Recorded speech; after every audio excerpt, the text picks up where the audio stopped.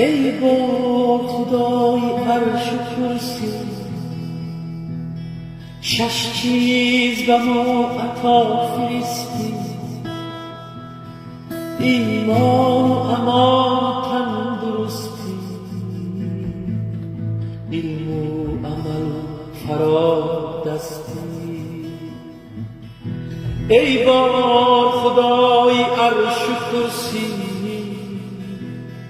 شش چیز به ما عطا فرستی، ایمان و امان و تندرستی، علم و عمل و فرادستی. یا الله